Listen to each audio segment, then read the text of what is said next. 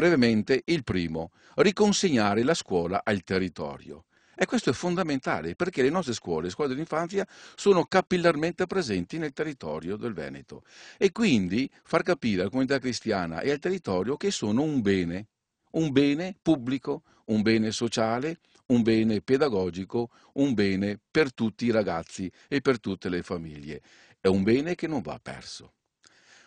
Creare secondo un dialogo tra i soggetti. E quali sono i soggetti? E qui è il punto. Perché se il soggetto è solamente la parrocchia e se dentro la parrocchia è solamente il parroco, ecco, mi pare che sia una visione un po' parziale.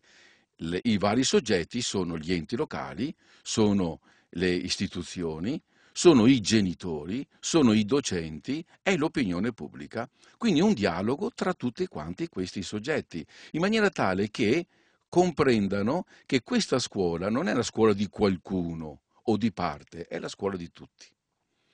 Terzo, dicevamo, ripensare la scuola di fronte all'emergenza educativa e qui abbiamo una grande responsabilità nei confronti anche delle indicazioni dei vescovi in questo decennio che si apre. Si parla di emergenza educativa e benissimo, una risposta a questa emergenza educativa non può non essere data dalle istituzioni, in questo caso la scuola.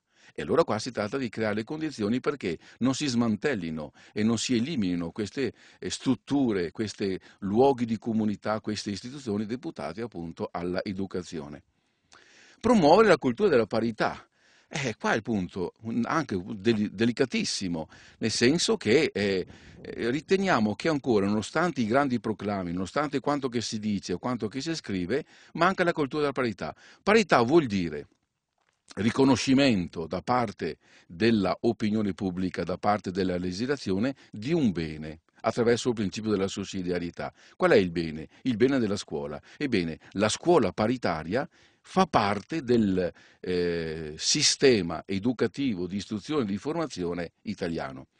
E dentro questo sistema ci sono diversi tipi di scuola. C'è la scuola statale, c'è la scuola comunale, c'è la scuola paritaria, eventualmente altri tipi di scuole, ma tutte concorrono dentro questo sistema e tutte ecco, praticamente esaudiscono i criteri in nome della legge. Le altre scuole che non fanno parte di questo sono scuole private, ma le scuole di cui parliamo noi oggi sono dentro questo sistema.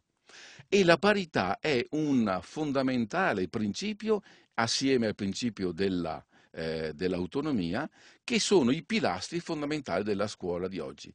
Ancora ritengo non si sia capito né all'interno delle nostre comunità cristiane e né all'interno della società civile l'importanza della parità e dell'autonomia, che non sono benevole concessioni dello Stato, ma è un riconoscimento di un diritto e attraverso il principio della libertà, il diritto allo studio e tanti altri principi che sono insiti, per fare in modo che il sistema scuola realmente si realizzi. Allora, questa giornata aveva anche questo obiettivo e superando veramente anche i pregiudizi che ancora contrappongono il privato e il pubblico e contrappongono statale come pubblico e il privato come una cosa cattolica e quindi un discorso dei soldi e tutto e anche quello che effettivamente se ne parla adesso per quanto riguarda i contributi.